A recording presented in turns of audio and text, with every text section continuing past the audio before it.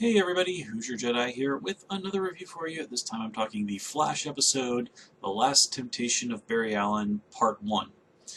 First, for those of you who celebrate, I hope everybody had a really nice Thanksgiving. Here in Japan, I went out for a nice meal with some of my co-workers after work on Thanksgiving night. Turkey's not really a big deal here in Japan, but we went to a nice restaurant. I had a nice steak and some chicken and some, yeah, good meal. And an overpriced but pretty darn good beer too. Anyway, let's get right into it. So, first things first.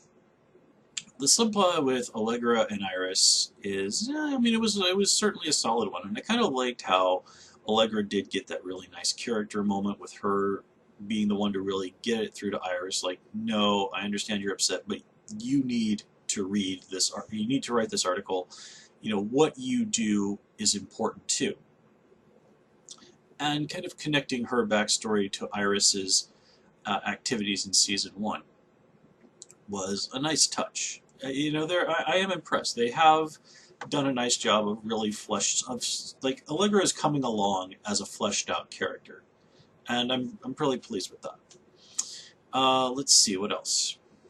Well, I mean, of course, our main thing this episode is the bit with Ralph, and at the beginning with him fighting Ramsey. I mean, Ralph ultimately doesn't exactly win that one, but he does put up a pretty good fight. Elongated Man can be a surprisingly clever guy when he wants to be. But anyway, the whole thing here is really a nice look at sort of the morality of the situation that Barry is in. And it does point out that the Speed Force has been using Barry. And as Barry points out, he didn't volunteer to be the Flash. It was a choice that was made for him. They even put it up nicely on the TV Tropes page that he didn't invite all this into his life. He certainly didn't do this to invite tragedy into his life, which he's experienced multiple times. This, being the Flash, is, you know, done a lot of good for him, done a lot of good for the city, done a lot of good for the world. But it has also cost him tremendously at times. And the Speed Force just sort of waves this off as for the greater good in a very vague way. You know, Barry kind of even asks it point blank, like, can you feel pain? And the Speed Force says, well, not the way you do. And Barry is not unreasonable as pointing out, it's like, you just sort of expect me to go along and do whatever you say because you just nebulously tell me this is for the greater good. Well, what about my life? Why am I the one that has to sacrifice? Why am I the one that has to suffer for this greater good simply on your say-so? And that's a fair point.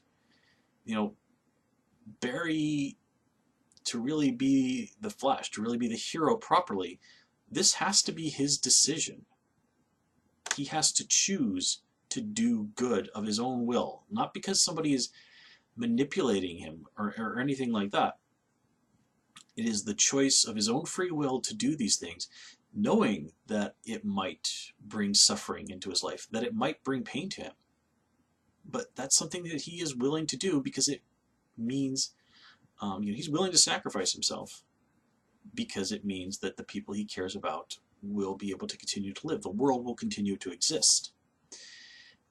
And that's a decision that he didn't make lightly.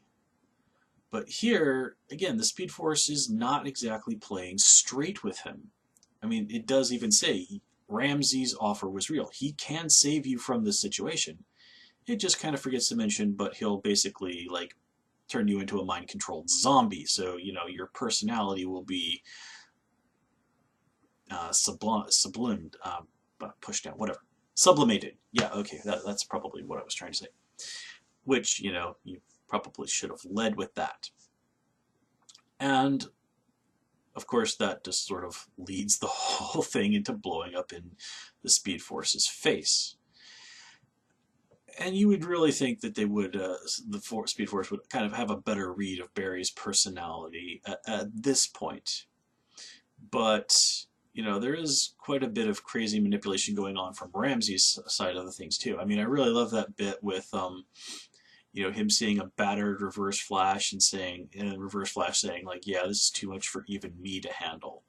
That was a really nice moment. Plus, I'm just absolutely thrilled anytime I get to see Tom Cavanaugh being Reverse Flash. Nothing against the other guy, whose name I can never remember, that played Reverse Flash, like over on Legends and stuff, and on some episodes here of The Flash. He was really good. I mean, he did a fantastic job of making me hate Eobard Thawne. But yeah, he just, in my mind, just does not top Tom Cavanaugh. There's always just that emotional impact of, the enemy having the face of someone who, in a lot of ways, is also a friend. Well, like the face of Harrison Wells, generally speaking, one of the Flash's allies. And yeah, of course, this wouldn't be any fun if Barry didn't, to some degree, give in to the dark side. I mean, this is like, Luke Skywalker in the original Star Wars came this close to giving in to his anger and killing Darth Vader. But he got himself under control, rejected all of that, like, I am a Jedi and all of that. But yeah, this is certainly an interesting thing to kind of throw right before it all. But again, this sets up the idea that Barry needs to do this with his eyes completely open, no being jerked around by the Speed Force, no being the Speed Force's errand boy. This has to be something he 100% does of his own volition. No manipulation whatsoever. And of course, however this plays out, we know that Barry is ultimately going to do that because that's the story of Crisis on Infinite Earths. But, it's the process of getting there that is often more important than the actual events in some ways.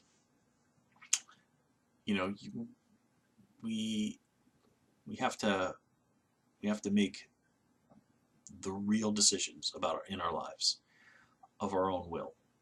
I guess that doesn't sound especially clear. I'm just saying that if you make a decision about life, that's important, especially if it's a decision about sacrifice. Let's put it that way. And we all have to sacrifice at some point in our lives, time, money, things like that. But if you're going to do something that involves a sacrifice, then it is only right that you go into that with your eyes open, that this is really what you want in your heart to do. Maybe it's something you do reluctantly because it's going to be painful. But, manipulation free, it should be a choice that you make.